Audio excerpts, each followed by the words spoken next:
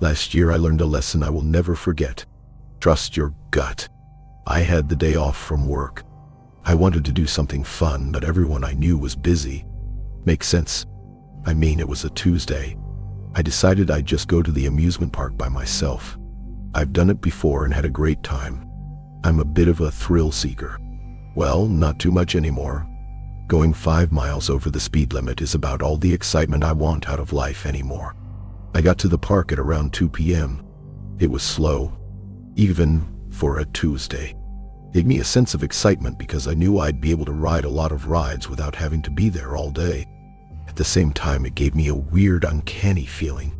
All this space and not enough people to fill it up. I ignored the feeling and moved on. I don't know about you, but whenever I go to an amusement park, I like to work my way up to the really crazy rides. I'll start small and finish off the day with my favorite haul. My favorite just happened to be called the Grim Reaper. It feels a little too on the nose, doesn't it? It was 7:30 p.m. and the park closed at 8 p.m. and I knew it was time to get in line for my final ride. I also made a new friend while there. We met standing in line at one of my first rides of the day.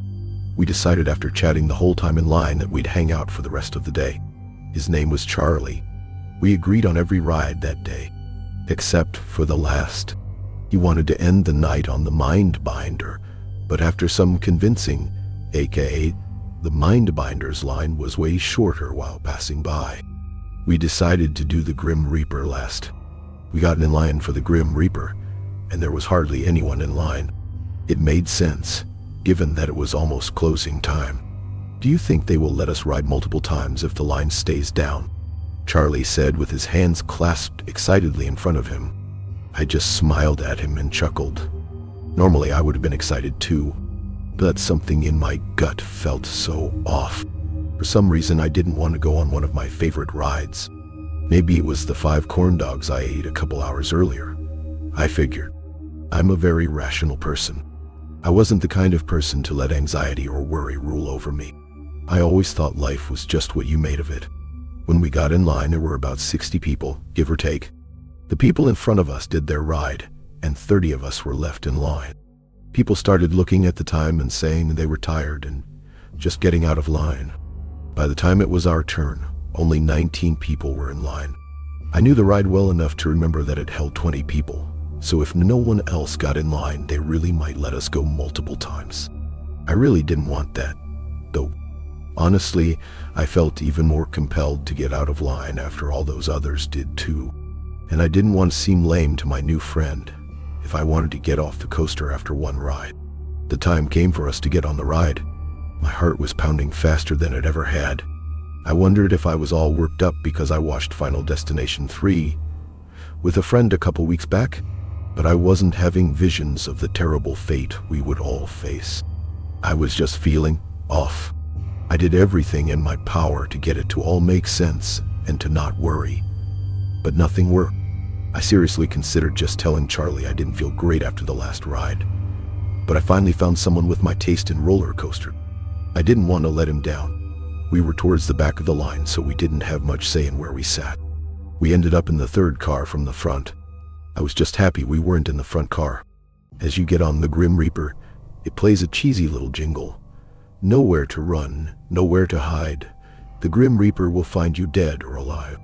With music in the background that always sounded so dumb in the past. I couldn't believe it was getting to me. Charlie even hummed along to it while grabbing my arm with happiness. We got in our seats, and an employee came by and pulled down the metal bar restraint to secure us in our seats. It was the kind that strapped you individually over your shoulder. I'm on the chubbier side, but I can always fit into coaster seats. I've never been told I couldn't go on a ride. I'm just sometimes a little snug. It's actually kind of nice because I feel very secure. As we got strapped in, I felt the plastic-coated metal hit my shoulders and chest. It should have given me a sense of comfort and safety, but I just felt trapped. The employee walked back to the station that has the infamous big button that starts the ride. He flashed all a thumbs up and yelled, "Ready for the Reaper?" Everyone raised their hands and let out an excited scream. Except for me. I let out a large sigh, counting down the seconds. trying to imagine Charlie and I once we were off the ride and how happy we would be. The employee hit the button, and we were off. The coaster shot out of the loading station like we were a bullet being shot out of a gun. After that, it started on a relatively slow ascent up a point to a drop-off of 60 degrees, a couple of twists and turns, a big loop, and some more twists and turns. About halfway through the ride, I was enjoying myself.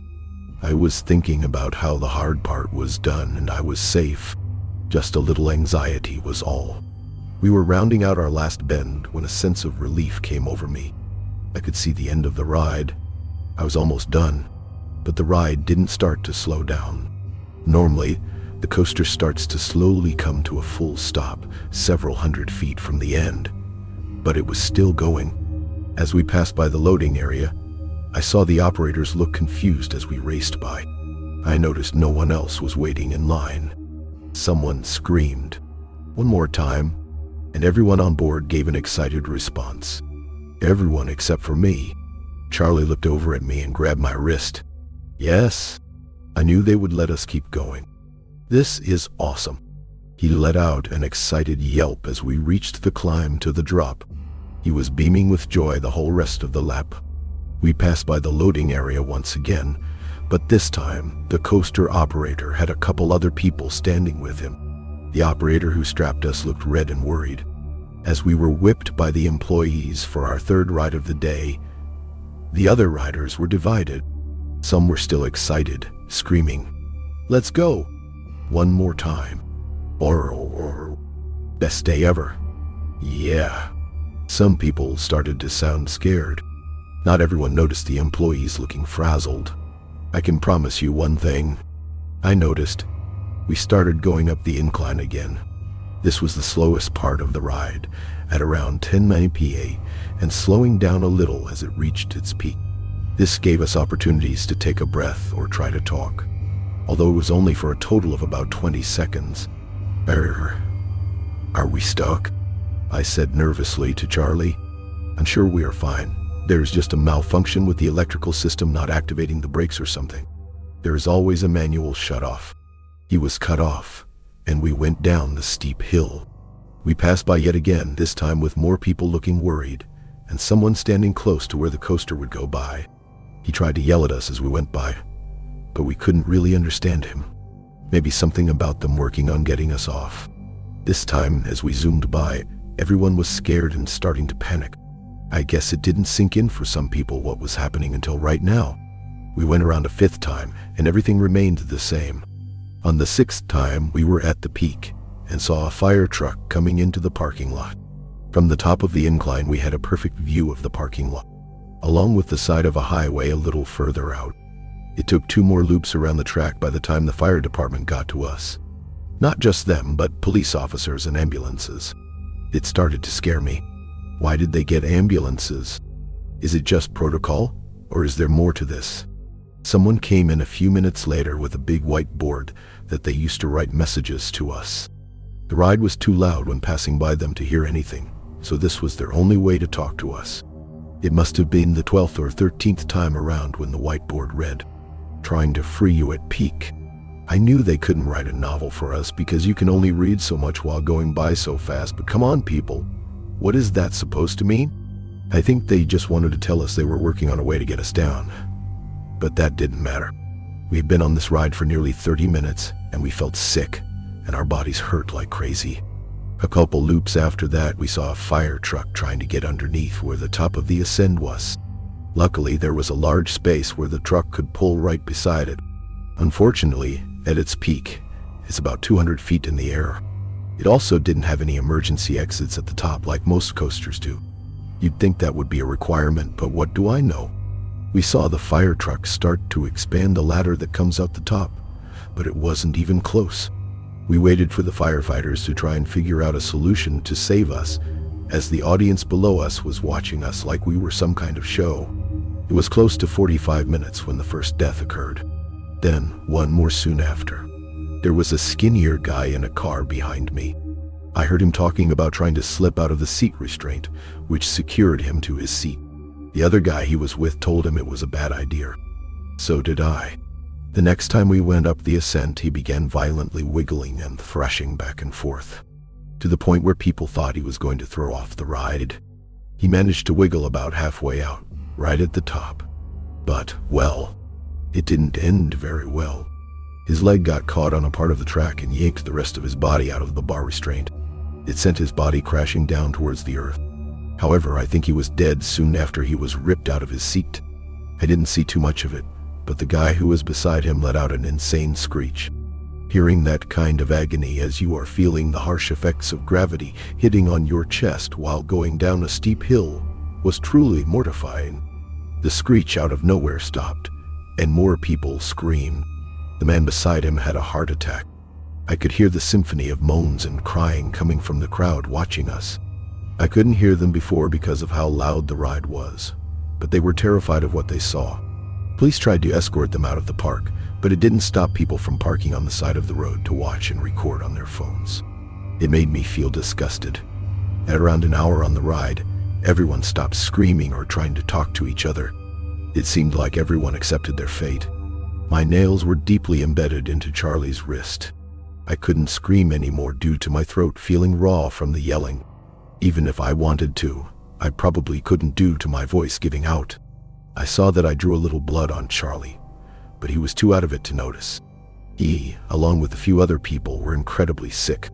He threw up probably 5 times by this point and looked cross-eyed. Around that time, the electricity in the whole park shut down.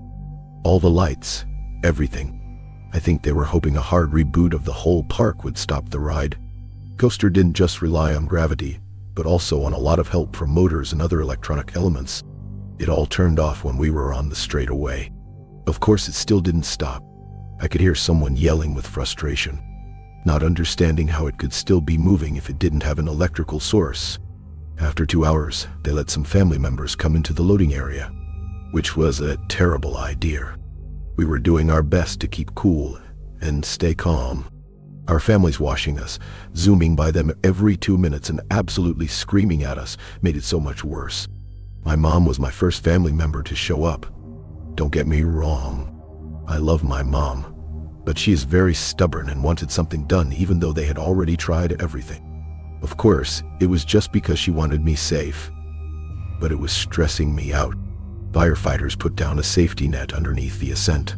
It was still quite a jump if we could even get out successfully to land on IT, and we might be okay, but we were all a little scarred from what happened before. It seemed like they put it out just in case someone tried to get out again. It didn't seem like it was the plan to have us all just jump out of that moving death machine. They weren't desperate enough at that point.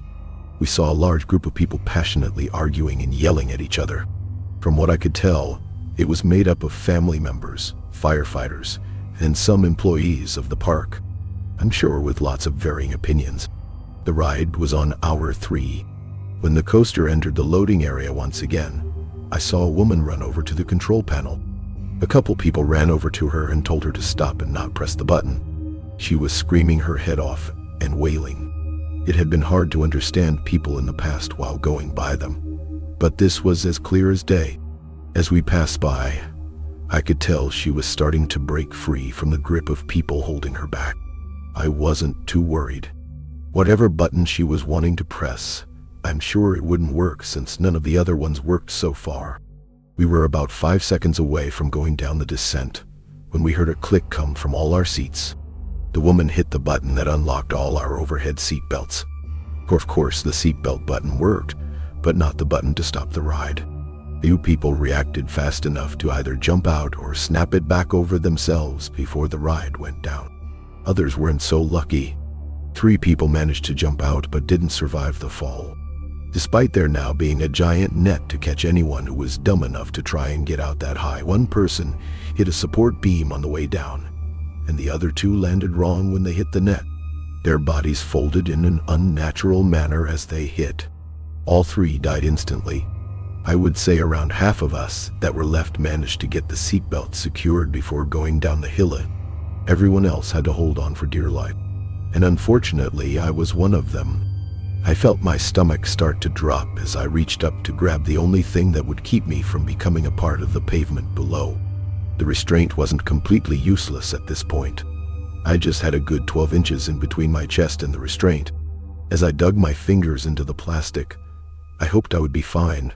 Then the ride dropped. I felt my butt lift off the seat I had become so familiar with. I tried to wrap my ankles around the floor of the coaster to keep the rest of my body from flying out. Charlie luckily got the restraint down, so he was trying to get his leg over mine and hold me down with his arm. After the longest 5 seconds of my life, I managed to pull it back down over my chest. I wasn't sure who else got theirs down, but I assumed from how scared a few of them sounded, it wasn't good. All I could think about and look at was the big loop coming up. As we got closer, I could hear swearing from multiple passengers, including someone in front of me. She was violently pulling at the restraint, but it just wasn't budging.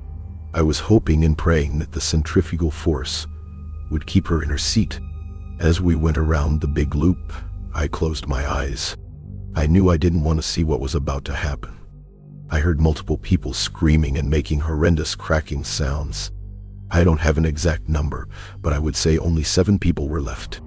I could see the 2 people in the very front row and Charlie beside me. I recall only hearing 3 other voices behind me at this point. At hour 5, 3 more people died while on the ride. 2 of them from a heart attack or something. The third person, well, he watched the person beside him suddenly die while going around one of the bends.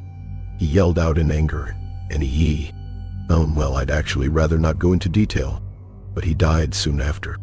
I saw the whole thing. They were the 2 people left in front of me and Charlie. At hour 6, we saw a group of people bringing in what looked like another large net, except that it was in the loading area. The next time we looped around, they wrote something new on the big white board. We are going to try and stop it manually. I had no clue what this meant, but by the look of the net, I was terrified. The next pass, there were people on both sides of the loading area. On one side, the net was wrapped around a large pole that had been somehow fastened into the concrete slab. I saw a large similar pole on the other side, but the net wasn't yet attached. As we zoomed by, I could hear people trying to rush and hurry behind us.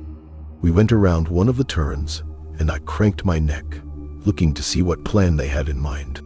They were frantically trying to tie the other side of the net to the support beam that was freshly drilled into the ground. I couldn't believe how stupid these people were. How on earth did they think this was a good idea? Was this a last-ditch attempt? I was yelling at them and telling them to stop, but of course they couldn't hear me. Even if they could, they wouldn't listen. They were desperate to get at least someone out of this alive. Or maybe the owner of the park wanted all of us to die so that no one could publicly talk about the horrific things we went through.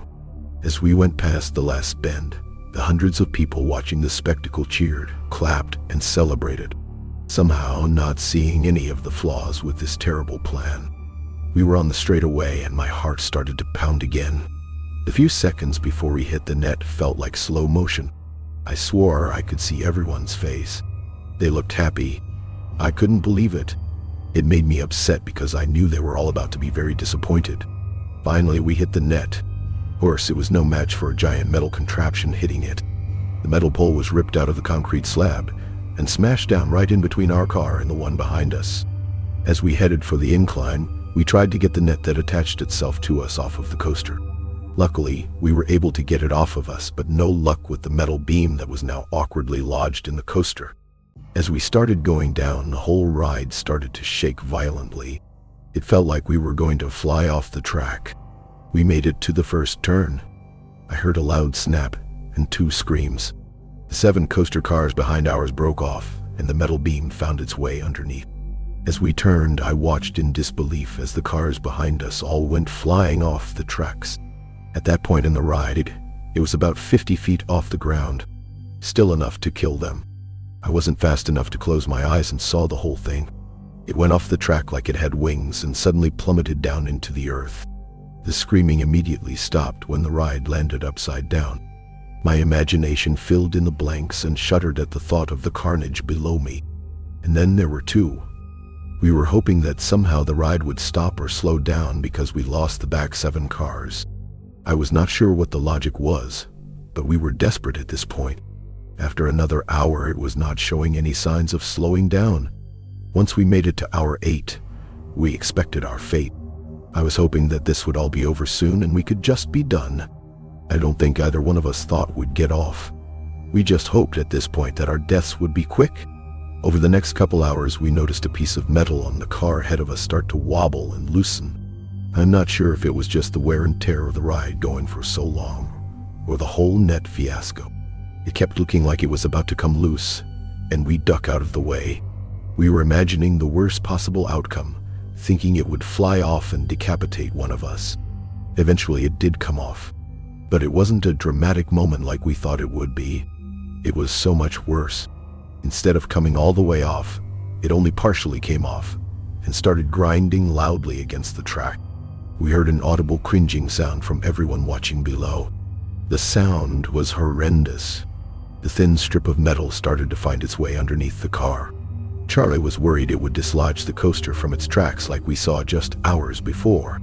He told me he was going to try and grab it. I begged him not to. After a few laps of me telling him to just leave it, he made up his mind and contorted his body to try and grab the sharp metal. I couldn't see his hand as he reached down for it, but I could see his face. Somehow that made it worse.